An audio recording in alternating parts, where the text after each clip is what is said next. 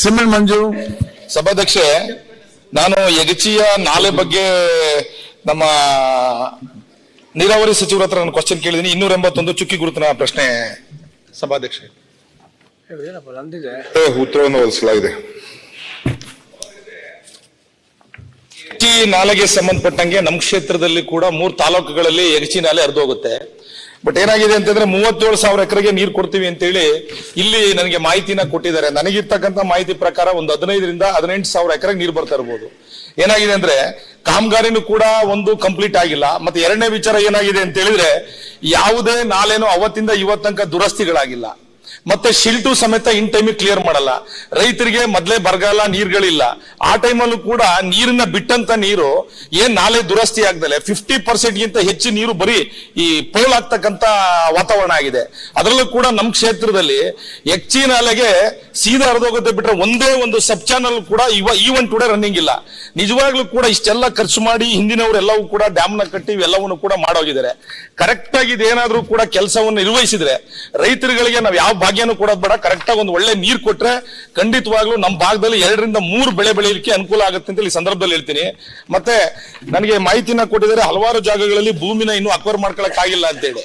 ನಾನು ಹೇಳೋದು, ಈಗ ನಮ್ಮ ಕ್ಷೇತ್ರದಲ್ಲಿ ಎತ್ತಿನೊಳೆ ಪ್ರಾಜೆಕ್ಟ್ ಕೂಡ ಅವ್ರ ಜಾಗ ಕೊಟ್ಟಿಲ್ಲ ಅಂತ ಕೂಡ ಬೇರೆ ಬೇರೆ ವಿಚಾರದಲ್ಲಿ ನಾನು ಹೇಳ್ತೀನಿ ಜಾಗ ತಗೊಳ್ತಕ್ಕಂಥ ಕೆಲಸ ನಡೀತಾ ಇದೆ. ಇದು ಅದೇ ರೀತಿ ಮಾಡ್ಬಿಟ್ಟು ಜಾಗನ ತಗೊಂಡು ಆದಷ್ಟು ಬೇಗ ಕೆಲಸನ ಕಂಪ್ಲೀಟ್ ಮಾಡಿ ರೈತರಿಗೆ ಅನುಕೂಲ ಮಾಡೋಂಥದ್ದು ಮಾಡ್ಕೊಡ್ಬೋದಲ್ಲ. ಆಯ್ತು, ಈಗ ಪ್ರಶ್ನೆ ಕೇಳಿದ್ರೆ ಉತ್ತರ ಕೊಡ್ತಾರೆ. ಅಧ್ಯಕ್ಷರೇ, ಈ ಯಗಚಿ ನಾಲೆ, ಯಗಚಿದು ಏನು ಹೇಮಾವತಿ ಉಪ ನದಿ ಯಗಚಿ ಇದೆಯಲ್ಲ, ಚಿಕ್ಕಮಗಳೂರಿನಿಂದ ಇದು ಪ್ರಾರಂಭ ಆಗ್ತದೆ.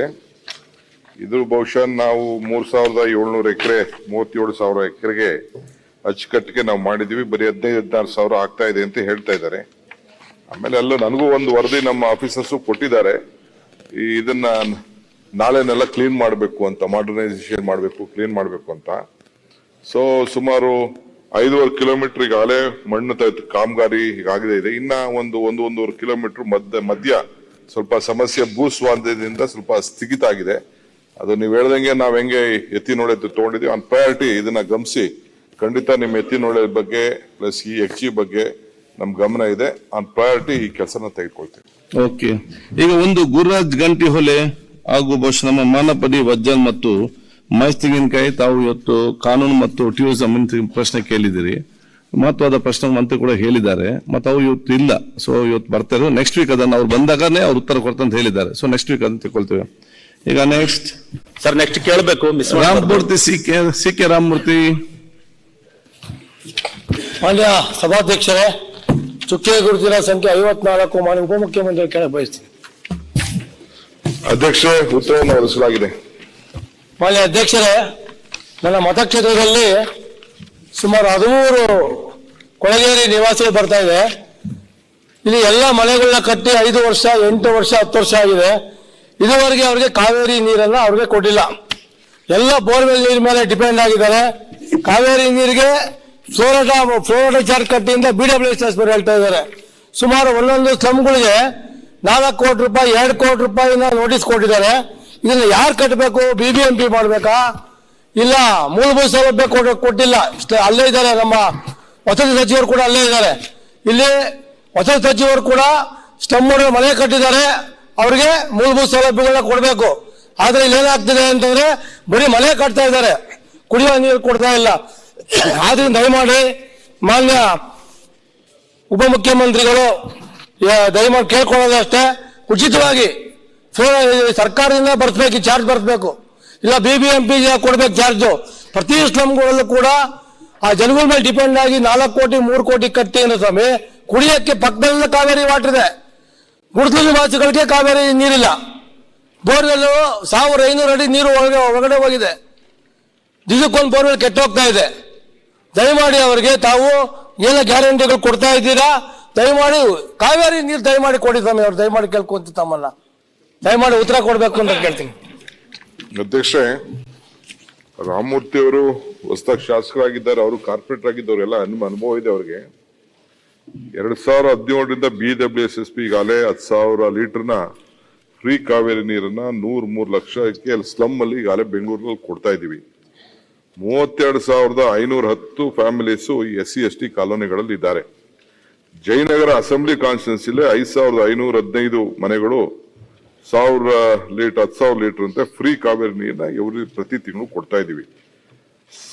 ಸ್ಲಮ್ ಡೆವಲಪ್ಮೆಂಟ್ ಬೋರ್ಡ್ ಅವರು 250 ಫ್ಲಾಟ್ಗಳನ್ನ Ragigudda slum, 400 flat Rajeshwari slum, Shakambari Nagar, Jayanagar constituency ಒಟ್ಟು 2,900 ಫ್ಲಾಟ್ಸ್ ಗಳನ್ನ ಕಟ್ಟಿ ಈ ಅಪಾರ್ಟ್ಮೆಂಟ್ ನ ಕಟ್ಟಿಕೊಟ್ಟಿದ್ದಾರೆ. ಸ್ಲಮ್ ಡೆವಲಪ್ಮೆಂಟ್ ಬೋರ್ಡ್ ಈಗ ಆನ್ಲೈನ್ ನಲ್ಲಿ ಅವ್ರ ಅರ್ಜಿ ಹಾಕೊಳ್ಬೇಕು. ತಮ್ಗೆ ಗೊತ್ತಿದೆ, BWSS ಅಲ್ಲಿ ಬೆಂಗಳೂರು ನಗರದ ಶಾಸಕರಿಗೆ ಗೊತ್ತಿದೆ. ನಮ್ಮ ಸುರೇಶ್ ಕುಮಾರ್ ಅವರು ಮಂತ್ರಿ ಆಗಿದ್ರು. 2013ರಿಂದ ಇವತ್ತವರೆಗೂ ₹1 11 ವರ್ಷ ಆಗಿದೆ. ಇವತ್ತವರೆಗೂ ವಾಟರ್ ರೇಟ್ ನ ಬೆಂಗಳೂರಿನಲ್ಲಿ ನಾವು ರೈಸ್ ಮಾಡಕ್ ಆಗಿಲ್ಲ. ಪವರ್ ಬಿಲ್ ಎಷ್ಟೇ ಜಾಸ್ತಿ ಆಗಲಿ, ಎಕ್ಸ್ಪೆಂಡಿಚರ್ ಎಷ್ಟೇ ಜಾಸ್ತಿ ಆಗಲಿ, ಏನೇ ಆಗಲಿ, ಬೆಂಗಳೂರಲ್ಲಿ ವಿವಿಧ ಕಾರಣದಿಂದ, ರಾಜಕಾರಣದಿಂದ ನೀವಿರ್ಬೋದು, ನಾವಿರ್ಬೋದು, ಇನ್ನೊಂದು ಸರ್ಕಾರ ಇರ್ಬೋದು, ವಾಟರ್ನ ಮಾಡಕ್ಕಾಗಿಲ್ಲ. ದೊಡ್ಡ ಸಮಸ್ಯೆ ಇದೆ. ಈಗ ನಿಮ್ ನೀರು ಸಿಗಬೇಕಾದ್ರೆ ನಾವು ಸ್ಲಮ್ ಬೋರ್ಡ್ ಅವ್ರ ಜೊತೆ ಕೂತ್ಕೊಂಡು ಮಾತಾಡ್ಬೇಕು. ಅವರು ಪ್ರೋರೇಟ ದುಡ್ಡನ್ನ ನಿಮ್ಗೋಸ್ಕರ ಕಟ್ಟಬೇಕು. ಕಟ್ಟಿದಾಗ ನಾನು ಆ ಸ್ಲಮ್ ಬೋರ್ಡ್ ಅವ್ರ ಕೈಲಿ ಒಂದಷ್ಟು ಹಣನ ಕಟ್ಸಿಸಿ, ಅವ್ರು ಏನು ಒಂದು ₹100 ಅಂತ ಏನೋ ಇದೆಯಲ್ಲ ಒಂದು ಚಾರ್ಜಸ್, ಅದನ್ನ ಅವ್ರು ಕಟ್ಟಿದ ತಕ್ಷಣ ನಾನು ಕೂಡಲೇ ಅದಕ್ಕೆ ನೀರ್ ವ್ಯವಸ್ಥೆ ನೀರು ಕೊಡ್ಬೇಕು. ಅದಕ್ಕೋಸ್ಕರ ನಾನೇನೋ ಹುಡುಕಿ 6 TMC ನೀರನ್ನ ವಾಪಸ್ಸು ನಮ್ಮ ಕಾವೇರಿ ನೀರಿಗೆ ತೆಗೆದುಕೊಳ್ಬೇಕು ಅಂತ ಹೇಳಿ ಇರಿಗೇಷನ್ ನೀರ್ನೆಲ್ಲ ಕಂಪ್ಲೀಟ್ ಲೆಕ್ಕಾಚಾರ ಹಾಕಿ ಒಂದು ಹೊಸ ಆರ್ಡರ್ ಮಾಡಿದೀನಿ. ಇನ್ನ 1.5 TMC ನೀರು ಉಳಿತದೆ ಅಂತ ಕೂಡ ಒಂದು ಲೆಕ್ಕಾಚಾರ ಇದೆ. ಬೆಂಗಳೂರು ಬೆಳೀತಾ ಇದೆ. ಪ್ರತಿ ವರ್ಷನೂ 10 ಲಕ್ಷ ಬೆಂಗಳೂರು ನಗರಕ್ಕೆ ಜನಸಂಖ್ಯೆನೂ ಜಾಸ್ತಿ ಆಗ್ತಾ ಇದೆ. ಇದನ್ನೆಲ್ಲ ಗಮನದಲ್ಲಿದೆ. ಈ ನೀರಿಂದೇ ಒಂದು ದೊಡ್ಡ ಸಮಸ್ಯೆ ಇದೆ, ನಾನು ಇಲ್ಲ ಅಂತ ಹೇಳೋದಿಲ್ಲ. ಆದ್ರೂ ಬೆಂಗಳೂರಿನ ಗೌರವ, ಸ್ವಾಭಿಮಾನ, ಕುಡಿಯುವ ನೀರಿಗೆ ಆದ್ಯತೆ ಕೊಡಬೇಕು ಅಂತೇಳಿ ತಾವೇನ್ ಹೇಳ್ತಾ ಇದ್ದೀರಿ, ಇದು ಸತ್ಯಾಂಶ ಇದ್ರಲ್ಲೇನು ಅನುಮಾನ ಇಲ್ಲ. But will set it right ಮಾಡಿ ಸಹಾಯ ಮಾಡ್ತೀವಿ. ಅಲ್ಲ ಮಾನ್ಯ ಅಧ್ಯಕ್ಷರೇ, ಇದುವರೆಗೆ ಕೂಡ ಒಂದೇ ಒಂದು ಹನಿ ಕೂಡ ಕಾವೇರಿ ನೀರನ್ನ ಈ 2,500 ಮನೆ ಪ್ಲಸ್ 400 ಮನೆಗೆ 3,000 ಮನೆಗಳಿಗೆ ಬರೀ ಬೋರ್ವೆಲ್ ಡಿಪೆಂಡ್ ಆಗಿದೆ. ಕಳೆದ 5 ವರ್ಷದಿಂದ 6 ವರ್ಷ ಮಾಡಿದ್ರೆ ಹೊರತು ಇದುವರೆಗೆ ಪಕ್ಕದಲ್ಲೇ ಕಾವೇರಿ ನೀರು ಮಾಡಿ ಕೊಡ್ತಿಲ್ಲ. ನಾನು ತಮ್ಮಲ್ಲಿ ಮನವಿ ಮಾಡ್ಕೊಳ್ಳೋದು, ಇಲ್ಲಿ ಬಡ ಜನಗಳಿಗೆ ತಾವು ಅಲ್ಲೇ ನಮ್ಮ ಮಿನಿಸ್ಟರ್ ಕೂಡ ಇಲ್ಲೇ ಇದ್ದಾರೆ, ಸುಮಾರು ಇದಾಗಿದೆ, ಲೆಟರ್ಗಳು ಕಳಿಸಿದ್ದಾರೆ. BWS ಲೆಟರ್ ಕರೆಸ್ಪಾಂಡೆನ್ಸ್ ಆಗಿದೆ. ಇದುವರೆಗೂ ಕೂಡ ನಾನು ಕೂಡ ಖುದ್ದಾಗಿ ಮಾತಾಡಿದ್ದೀವಿ. ದಯಮಾಡಿ 4 ಕೋಟಿ ಕಟ್ಸಿ, BBMP ಕಟ್ಸಿ ಅಂತ ಹೇಳ್ತಾ ಇದಾರೆ. ಎಲ್ಲಿ ಯಾರು ಕಟ್ತಾರೆ ಅಂತ ಒಬ್ರಿಗೊಬ್ರಿಗೆ ಬುಕ್ ಅಡ್ಜಸ್ಟ್ಮೆಂಟ್ ಹಿಂದೆ ಇತ್ತು. ಇಡಿಯೋಮೆಂಟ್ ಆಡಿಯೋಮೆಂಟ್ ಕೂತ್ಕೊಂಡು ಮಾತಾಡೋದು ಹೊಂದಾಣಿಕೆ ಇಲ್ಲ. ದಯಮಾಡಿ ತಮ್ಮಲ್ಲಿ ಮನವಿ ಮಾಡ್ಕೊಂತೀನಿ, ದಯಮಾಡಿ ಅವ್ರಿಗೆ ನೀವು ಮೀಟರ್ ಕೊಟ್ಟ ಮೇಲೆ ಅವ್ರ ದುರ್ಕಾಕ್ಷಣೆ ಮಾಡ್ಕೊಳ್ಳಿ, ಪರವಾಗಿಲ್ಲ. First forward charge slum order ಕಟ್ಟಬೇಕು. ದಯಮಾಡಿ ಕೇಳ್ಕೊತೀವಿ ಸರ್. ಕೊಡ್ತೀನಿ, ಒಂದು 5 ಕೋಟಿ ಕಟ್ಬಿಡಿ. 5 ಕೋಟಿ ನಿಮ್ಗೆ ನಿಮ್ ಕ್ಷೇತ್ರ ಡೆವಲಪ್ಮೆಂಟ್ಗೆ ಕೊಡ್ತೀನಿ, ಕಟ್ಬಿಡಿ ಇದಕ್ಕೆ ನೀರಿಗೆ. ದಯಮಾಡಿ ಕೊಡಿ ಸರ್. ಅಧ್ಯಕ್ಷರೇ, 5 ಕೋಟಿ ರೂಪಾಯಿನ ಸರ್ 2.5 ಲಕ್ಷ ನೋಡಿ ಎಷ್ಟು ಜಾಗ ಉತ್ತರ ಕೊಟ್ರು. ಹಂಗಲ್ಲ, ಇವಾಗ ಡೆವಲಪ್ಮೆಂಟ್ ಕೊಟ್ಟೆ ಕೊಡ್ತೀರಾ, ಅದು ಬೇರೆ. ಅದಕ್ಕೂ ಕುಡಿಯೋ ನೀರಿಗೆ ಏನ್ ಸಂಬಂಧ ಇದೆ? ಅದು ಯಾರಾದ್ರೂ ಒಪ್ಕೊಬೇಕಿಲ್ಲ. ಸ್ಲಮ್ ಬೋರ್ಡ್ ಅವ್ರು ಒಪ್ಕೊಬೇಕು, ಇಲ್ಲ ಕಾರ್ಪೊರೇಷನ್ ಅವ್ರು ಒಪ್ಕೊಬೇಕು. ಅವ್ರು ಕಟ್ಬೇಕು. ಡೆವಲಪ್ಮೆಂಟ್ ವರ್ಕ್ಗೆ ಅದಕ್ಕೆ ಕೊಡಕ್ ಬರಲ್ಲ. ನೀವು ಎಲ್ಲಿಂದ ಎಲ್ಲಿಗೋ ಜಾರ್ಸಕ್ ನೋಡ್ತಾ ಇದ್ದೀರಾ, ಅದು ಒಳ್ಳೇದಲ್ಲ, ತಪ್ಪೋದು. ನೀನ್ ಸರಿಯಾಗಿ ಹೇಳ್ಬೇಕಪ್ಪ. ನೀವು ಅದಕ್ಕೆ ಸಪರೇಟ್ ಆಗಿ ಬಡವ್ರು ಕೊಡುವಂತ ಒಂದು ವ್ಯವಸ್ಥೆ ಇದೆ. ಅವ್ರ ಕ್ಷೇತ್ರಕ್ಕೆ ನೀರು ಕೊಡ್ಸಿದ್ರು ಅಂತ ಅವ್ರಿಗೆ ಹೆಸರು ಬರಲ್ವಾ? ಕಾರ್ಪೊರೇಷನ್ ಇದೆ, ಕಾರ್ಪೊರೇಷನ್ ಅವರು ಅಥವಾ ಸ್ಲಮ್ ಬೋರ್ಡ್ ಅವರು ಕೊಡ್ಲಿ. MLA ಅಭಿವೃದ್ಧಿ ಎಲ್ಲ ಕೊಡೋರ್ಗು ಎಲ್ಲ MLA ಕೊಡೋದನ್ನ ಅದನ್ನ ಅಲ್ಲಿ ಡೈವರ್ಟ್ ಮಾಡೋ ಅನ್ನೋದು ಸರಿಯಲ್ಲ. ಮೂಲಭೂತ ಸೌಲಭ್ಯ ಒಳ್ಳೇದಲ್ಲ. ಅವರು ಇನ್ನ ಸ್ವಲ್ಪ ಕಲಿಬೇಕು, ಕಾರ್ಪೊರೇಷನ್ ಅಲ್ಲಿ ಇದ್ರು ಕಲಿಬೇಕು. ದಯವಿಟ್ಟು ಅಲ್ಲಿ ಕನೆಕ್ಷನ್ ಕೊಡಬೇಕು, ಕೊಡಿ. ಅದನ್ನ ಸ್ಲಮ್ ಬೋರ್ಡ್ ಇಂದ ಕನೆಕ್ಷನ್ ಕೊಡಿಸಿ. ನ್ಯೂಸ್ ಫಸ್ಟ್, ನಿರ್ಭೀತಿಯಿಂದ ನಿಮ್ಮ ಪರವಾಗಿ.